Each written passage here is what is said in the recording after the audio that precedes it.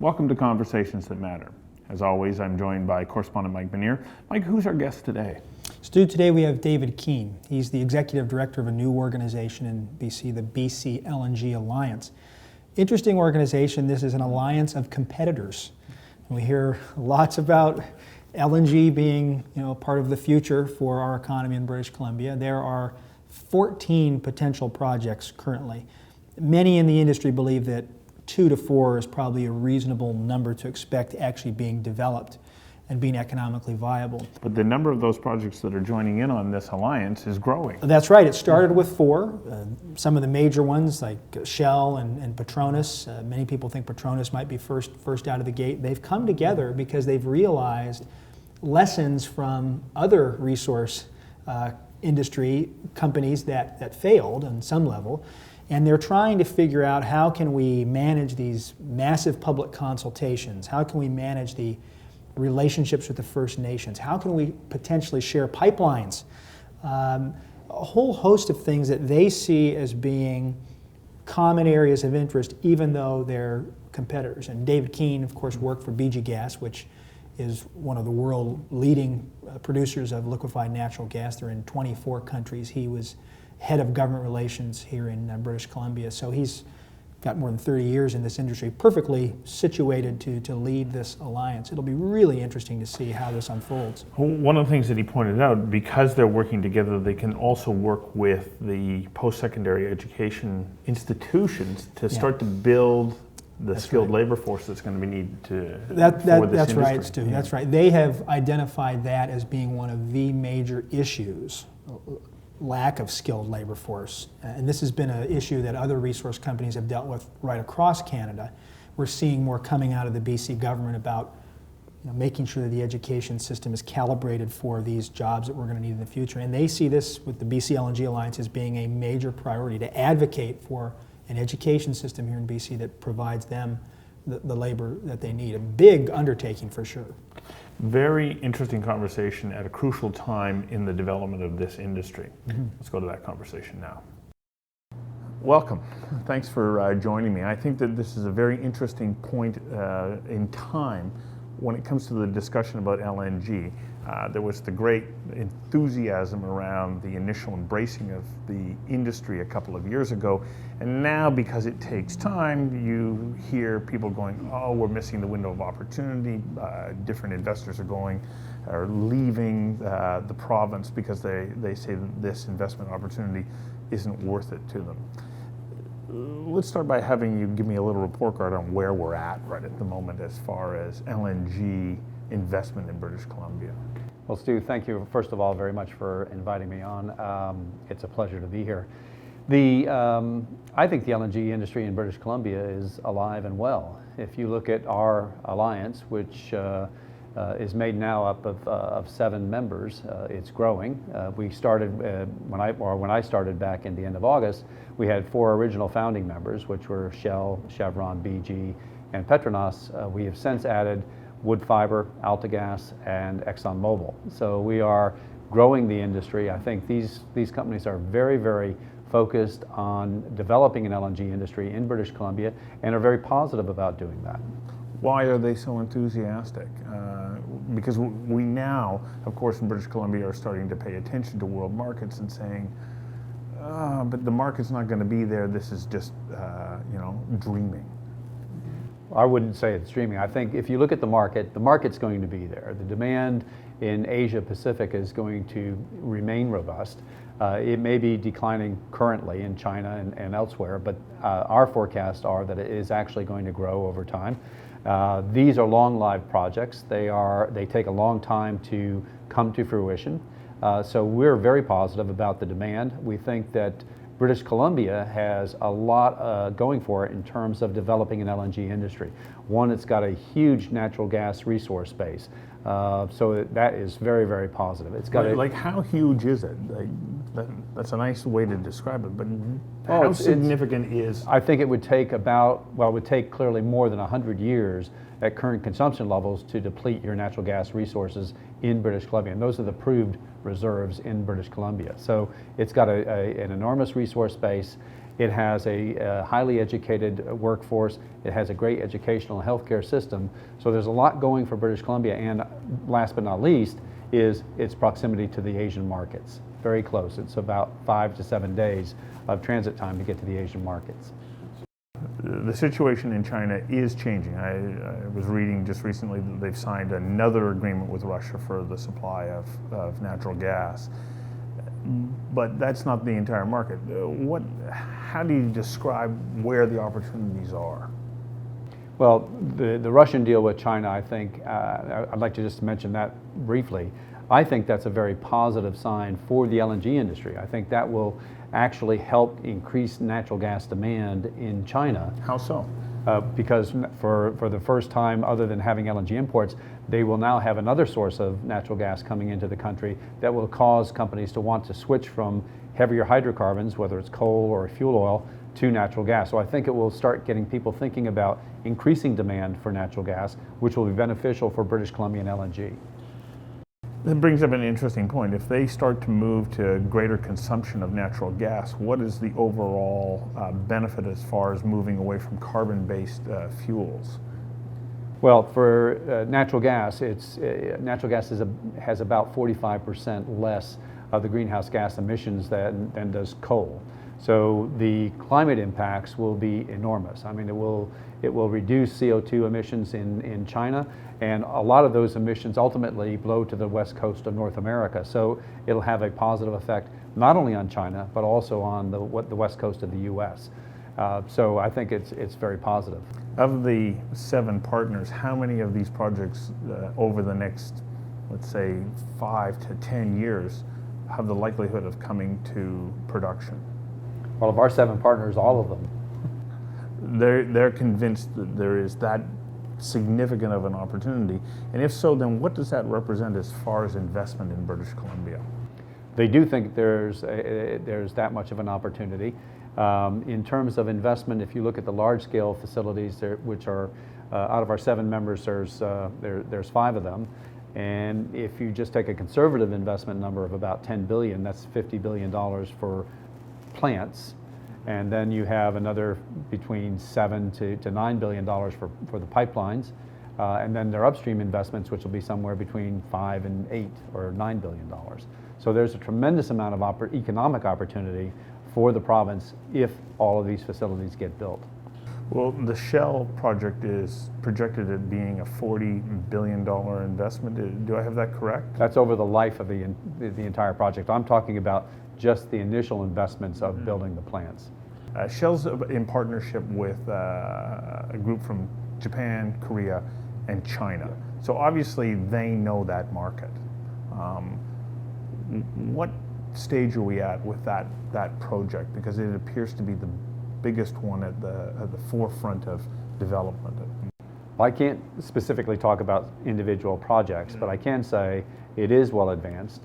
They have done a tremendous amount of work in terms of working with their constituents, their partners, with the city of Kitimat, and their pipeline partners as well. So I think they're in a very good place. How many jobs does it represent, particularly in Kitimat? Well, during construction, they're saying it could be between 4,000, I think initially, up to about 7,500 during construction. So, and what's the economic, direct tax benefit to the District of Kitimat? In terms of taxes and what these facilities will be paying, all of the facilities, they all will be paying the LNG tax. They'll be paying carbon tax. They'll be buying carbon offsets. They'll be paying PST and GST, as well as municipal taxes. They'll be paying corporate income taxes, both federally and provincially, and then payroll taxes.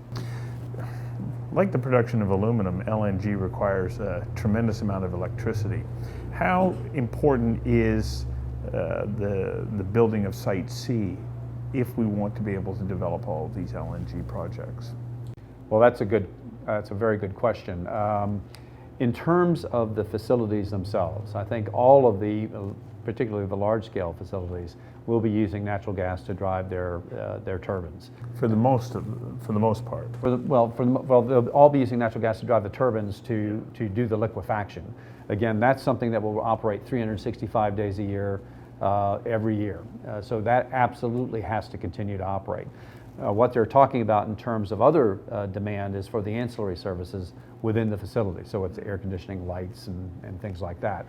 And it's not an insignificant number. It's between 180 to 200 megawatts of ancillary power requirements. Now, in terms of Site C, if you wanted to power all of these facilities on just electric drives, you'd probably have to build another 2 or 3 Site Cs to be able to meet the demand for all the proposed projects. There's this sense, especially when we heard that Petronas was looking at, depending on what the tax regime looked like, how that was going to affect their investment decision, and there was considerable outcry, I guess, about the way that the province was structuring the tax regime around LNG, that maybe pressure was being put on the provincial government to give things away. And yet when I looked at the BC Hydro deal, I didn't get that sense at all. What is the level of commitment within the industry to ensure that they are strong financial contributors to the province? I think there's a high level of commitment. Again, when you look at all of the taxes that these projects will pay, the LNG tax, there's no other jurisdiction in the world that charges a special LNG tax. Carbon taxes, having to buy carbon offsets in addition to a carbon tax. And then with the PST, GST, corporate income taxes and the like, there will be a significant economic uplift for the province and for the federal government as well, and municipalities, through the development of these facilities. And I think Petronas put in its EA filing, its environmental assessment filing, that they would be contributing more than $1 billion a year to all levels of government in terms of taxes and royalties, and that's without the LNG tax. So when you add those in, the LNG tax, the carbon offsets, and so on, does that not then start to affect the bottom line, and how does it affect the decision-making process that goes into deciding, okay, we've brought it now to that crucial moment, do we go with this or do we not? Like, are all those taxes pushing us to that point where an international organization like Shell might go, no, I think we're not going to do that one in British Columbia, we're going to go here? Well, all of these companies have global opportunities. Mm-hmm. And when they start looking at their investment opportunities, they'll look at what's the rate of return on the project and its net present value, and does that meet our internal requirements? If it does, then it will go into their project funnel, and it gets stacked up with all the other opportunities that they have within that funnel. And so then it depends on how it shakes out amongst the other global opportunities. So if you're looking at developing LNG facilities in the Gulf Coast of the United States, or in East Africa, or in Russia, or in the Middle East, it'll get stacked against those. And so I think all of these companies are concerned about the economic returns for their projects. They're also very, very concerned that, and want to make sure that British Columbians do in fact get a fair return for the sale of their natural resources. And how close are we to that breaking point in that decision process? Well, as I've said in a number of speeches that I've given and interviews I've done in the past, we need to have certainty, we need to have clarity around the fiscal structure, we need to have certainty and clarity around the greenhouse gas target intensity factors that are being set. So I think it still makes this look very attractive, but we have to be careful that we're not going to be putting too much on the back of these plants, because if we do, then they simply will go elsewhere. You talk about certainty. One of the other components that's involved in that is, of course, First Nations. And in light of the Socoton decision that came down this summer, how does that affect the process? Well, all of our proponents are working very, very closely with their First Nations partners. I don't think the Socoton decision will negatively impact any of our projects. I think that they're working to develop impact benefits agreements with the First Nations that will, in fact, have long-term sustainable benefits that are real benefits for the First Nations, and something that will last them for decades to come. So I think actually the decision by the Supreme Court of Canada doesn't negatively impact our projects at all. Another question that comes to mind is, okay, we start bringing these projects on stream. Do we have the trained workforce here in British Columbia to do this work? Well, we're in the process of working with the government, with the Premier's government, and I've been directly involved with the LNG working group that she created back in September 2013. I'm now on the executive committee of that group as our organized labor and the pipelines, along with First Nations. Part of what we want to do is identify the skills that are going to be required. So we look at when a project declares a final investment decision. That's day 0. Then on day 1, what skills do you need? Day 30, what do you need? Day 365, day 1000, day 2000. So you develop your bell curve in terms of skills. How many welders will you need on day 365? How many electricians, carpenters, pipe fitters? And then look to the province to provide us with data in terms of what do we have available today, and then what do we need to do in order to make sure that we train British Columbians to get the jobs that they need, that they should be getting and should be first in line for. What at this point has been the response to the building of more pipelines, particularly in the north? We take a look at the Northern Gateway pipeline project, and there is, as we all know, a vocal group that says no way. What's the climate about building natural gas pipelines? It's been very positive. The pipelines that are looking at, or pipeline companies that are looking at building these facilities across the province have, I think, done quite a lot of very positive work with local communities and local First Nation communities to be able to work with them in terms of access and being able to build them. The one area of opposition that you may face in a growing symphony of protest would be about hydraulic fracturing, or fracking as it's commonly known. It's an important part of the business, isn't it? Yes, it is. Maybe you can give me a little bit of a rundown on exactly what it is, how hydraulic fracturing works, because I think it's one of these things people go, oh yeah, fracking, I'm against that. Well, it's hydraulic fracturing, first of all, has been around for decades. And if you're consuming natural gas in British Columbia today, or in probably a lot of Canada or a lot of North America, then you're consuming natural gas that has been from shale. So and shale is really just rock that has hydrocarbons in it. And in order to get the hydrocarbons out, you have to literally break the rock up. And the way you do that is by forcing water into it at high pressure, which breaks the rock. So that's hydraulic fracturing.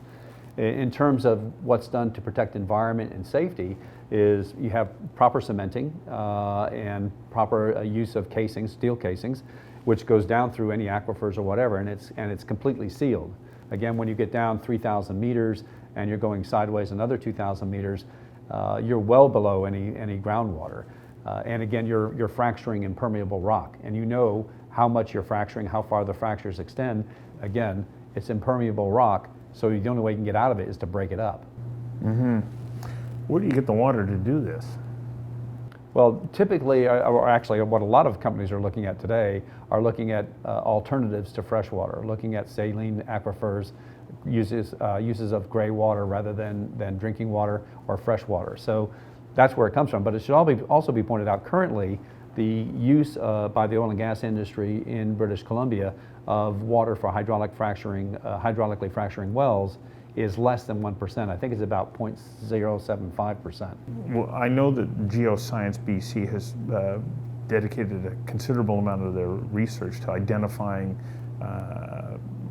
available water supplies for hydraulic fracturing. And is it true that there is an abundant supply of usable water? Yes, there is. Again, the industry is only using about 0.075% of the available water supply. And even when it expands to supply the gas for these facilities, it's hard to see how you would expand even more than maybe 1.25%. Huh.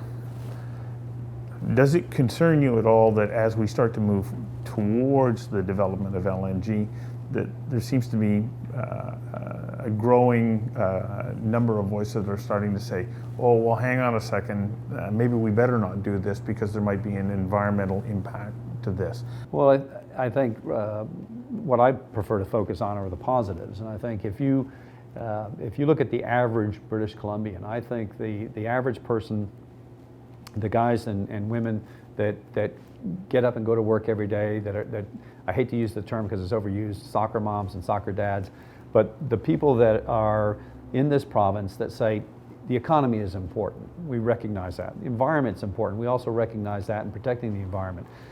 I think we have to, as an industry, be able to work to help educate and inform the people throughout the province that are saying, look, I want to be supportive, just give me a reason to be supportive. So that's really what we want to try and do, is develop our educational programs, our informational programs, so that we can help people understand how LNG is produced, how hydraulic fracturing works, and what all of the companies do in terms of working to protect the environment and working to protect health and safety, not only of the workers, but also health and safety of the communities in which they operate. And I think that's extremely important. Then you show the economic benefits that will accrue to not only the province, but also to the people in the province. I think we'll get plenty of support from the people that are on the street going, I think the economy is important, I just need a reason to support LNG. We want to give it to them. Do you believe that LNG has quite possibly the lead role in the economic future of British Columbia once we get 10, 15 years out from now? I absolutely do. When you look at just one of these large-scale facilities, if they make a positive final investment decision, that will be the single largest investment ever in British Columbia. And I think this will be something that will be impactful in a positive way for generations of British Columbians. So it's not just for people that are in the job industry or looking for jobs today, but it's for those kids that are in college today. It's also for their kids that are in high school or in junior high, and even their children. So this will be a multi-generational opportunity that will provide tremendous economic benefits for all of British Columbia. And to the provincial bottom line? Absolutely. It's going to be a very positive implication for the provincial bottom line. Well, I'm looking at the future moving forward and seeing this as being like the opportunity that maybe British Columbia has been waiting for a long time, because so many of our resource-based industries have been declining over the years. And you know, I wish you luck in moving forward, and I hope as many of these projects as possible can get completed, because I think that it has a tremendous opportunity to be beneficial to the province of British Columbia. Thank you very much for joining me. Thank you. Appreciate it. Thanks.